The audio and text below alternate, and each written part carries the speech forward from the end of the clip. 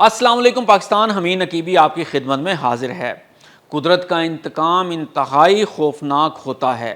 کوئی بھی بڑی سے بڑی طاقت قدرت کا مقابلہ نہیں کر سکتی۔ یہی کچھ ہوا امریکہ کے ساتھ، جو سپر پاور کا دعوے دار ہے اور جس نے پوری دنیا کا جینا حرام کر رکھا ہے، جس کی پشت پناہی پر اسرائیل غزہ میں مسلمانوں پر مظالم ڈھا رہا ہے۔ گزشتہ 2 دنوں میں اسرائیل کے حملے میں کم از کم 56 سے زائد مسلمان شہید ہو چکے ہیں۔ لیکن جب قدرت نے انتقام کا فیصلہ کیا تو جدید ترین ٹیکنالوجی، اربوں ڈالر کے آلات، سپر پاورز کی دھمکیاں اور تباہ کن ہتھیار کے باوجود ایک لمحے میں سب کچھ پانی میں بہہ گیا۔ نہ کوئی میزائل کام آیا، نہ کوئی سیٹلائٹ بچا سکا۔ یہ نہ موساد کی تکنیک تھی، نہ CIA کی چال۔ یہ تھا قدرت کا انتقام، جو آسمان سے نہیں، زمین سے نہیں، بلکہ پانی کی ایک بے قابو لہر سے نازل ہوا۔ کہاں گئی وہ طاقتیں جو غزہ کے بچوں کی چیخیں نہ سن سکیں؟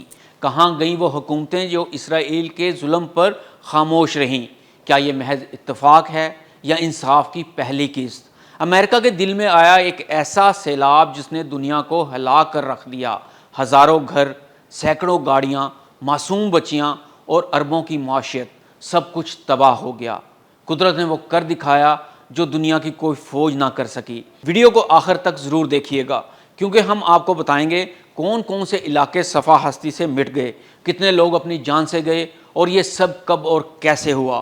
امریکہ کے وسطی ٹیکساس میں موجود علاقے، خاص طور پر دریا کے اطراف، گھمسان کی بارشوں اور سیلاب کی لپیٹ میں آ گئے۔ 4 سے 5 جولائی کی درمیانی رات میں تقریباً 5 سے 20 انچ بارش ریکارڈ کی گئی، جس کے نتیجے میں گرین ریور نے صرف چند گھنٹوں میں 20 سے 29 فٹ تک پانی کا بہاؤ بڑھا دیا۔ سیلاب نے کم وقت میں زبردست تباہی مچائی۔ تقریباً 10,000 گاڑیاں پانی میں بہہ گئیں یا نقصان پہنچا۔ ان میں سے زیادہ تر گاڑیوں کو پانی ایسے بہا کر لے گیا جیسے کہ پانی تنکوں کو بہا کر لے جاتا ہے۔ ایسے ہی لکڑی، کنکریٹ اور جدید ترین ٹیکنالوجی سے تیار کردہ گھر بھی نیچر کے سامنے نہ ٹھہر سکے اور ریت کا ڈھیر ثابت ہوئے۔ کل 12,000 گھروں کو شدید نقصان پہنچا۔ مالی نقصان تو اپنی جگہ ہے، تاحال 104 افراد کی ہلاکت کی اطلاعات مل چکی ہیں۔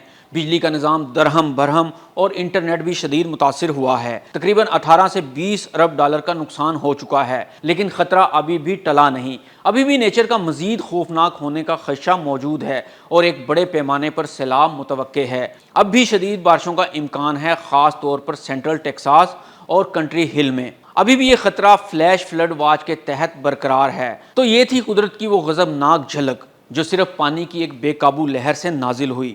نہ ایٹمی ہتھیار بچا سکے، نہ سیٹلائٹ، نہ ڈرون، نہ سپر کمپیوٹرز۔ یہ سبق ہے ان کے لیے جو خود کو خدا سمجھتے ہیں۔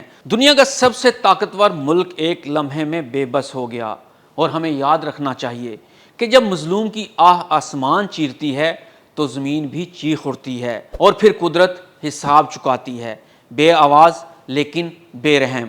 اور آج امریکہ کی زمین پر بھی وہی کچھ ہو رہا ہے جو کل غزہ، شام، یمن اور عراق میں ہوا تھا، مگر فرق صرف اتنا ہے کہ یہ حملہ کسی فوج نے نہیں، یہ قدرت کا قلم تھا جس نے انصاف کی پہلی سطر لکھی ہے۔ اگر آپ چاہتے ہیں کہ دنیا میں امن ہو، انصاف ہو، تو ان مظلوموں کی آواز بنیں۔ غزہ کے یتیم بچوں، فلسطینی ماؤں اور بے گناہ انسانوں کے لیے آواز اٹھائیں۔ حمید نقیبی کو اجازت دیں۔ اللہ حافظ۔